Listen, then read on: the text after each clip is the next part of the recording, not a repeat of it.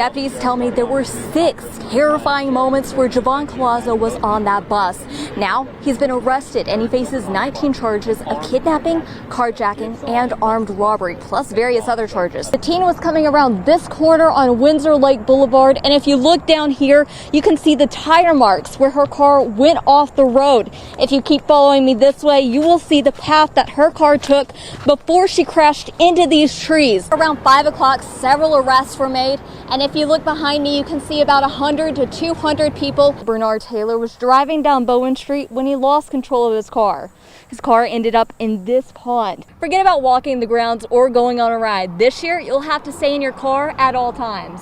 As you can see right now, it is still a very active scene. We still have plenty of deputies here. That includes the more than 23,000 students enrolled in the Richland 1 school district. According to the Department of Social Services, around 467,000 students in South Carolina qualify. Samantha, just hours ago in an emotional news conference, the York County Sheriff released new information about the 5 victims and the suspect, along with 2 911 calls. I think there's been a bad shooting, maybe 4 people. My 2 technicians are there.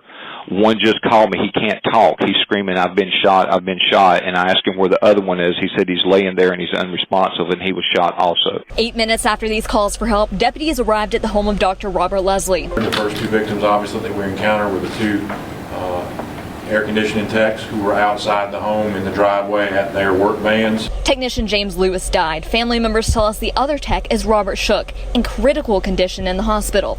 Inside the home, in a back room, they found Dr. Robert Leslie, his wife Barbara, and 2 of their grandchildren, 9-year-old Ada and 5-year-old Noah Leslie. Deputies say the shooter forced entry and used a .45 and a 9mm. Dr. Leslie was a pillar in this community with what he was able to give back to this community. The family gave the sheriff this statement. We are truly in the midst of the unimaginable. The losses we are suffering cannot be uttered at this time. Our hearts are bent towards forgiveness and peace, toward love and connectedness, toward celebration and unity. We honor all of those involved in this story with prayers and compassion. Deputies say the shooter was former NFL player Philip Adams, who lived with his parents on the same street as the Leslie family and shot himself in his family's home. Neighbors are stunned. Very caring people will give the shirt off the back to anybody. That's why it's so hard to grasp. It's a heavy heart with all the neighbors around here, you know, because you do not see this at all in this community. The Leslie family says anyone wanting to honor their family can make donations to their local free pantry or make a donation to Camp Joy in Greenville. As the community grieves, the deputies are continuing to investigate why this tragic shooting happened. Live in Rock Hill, Brittany Breeding, Watch Fox News, Local First. Frantic, desperate, the sound of a mother's worst fears becoming a reality. We can't find my daughter. She was playing outside, and I wanted to find her. The disappearance and death of Faye Swetlik touched the nation. While she was still classified as missing, everybody came together and everybody tried to find her. Those first responders who worked for 3 days to try to find her are still healing from the tragic end. You can't train for this, you can't prepare for this. There's no way that when you signed up for this, this is what you expected. Obviously, it was not the outcome that we wanted, and we never want to work a case with that outcome. I hope you're dancing in the sky. When the worst possible outcome occurred, we all stayed together as a community to show that we are a community and we are neighbors, and when push comes to shove, we are there for each other. Celebrate the life of a colorful 6-year-old that brought joy to every individual that she came in contact with. Last month, a tree and a buddy bench dedicated in Faye's honor at one of her favorite parks. For the first time, her mother speaking out, thanking her community for keeping Faye's spirit alive.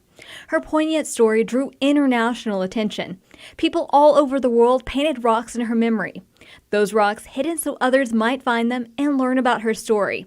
But the stories of thousands of other missing kids in South Carolina fall under the radar. In 2019, there were 4,378 missing children in the state of South Carolina. That's around 11 children per day. 11 families terrified they may never see their sons or daughters again. The age group of 13 to 17, we usually see more numbers, but there's many categories that children go missing. Those categories include parental abduction, kidnapping, runaway, and just lost. But most are found. Last month, we had 364 reported missing children, and 351 of those were reported as found or canceled. SLED tells me they depend heavily on cooperation between different law enforcement agencies to find these kids. I think the whole state was there for Faye, and many people looking for community law enforcement. It was very important to the whole state. SLED tells me in missing children cases, the community plays a vital part in bringing them home. They say if you see something, say something.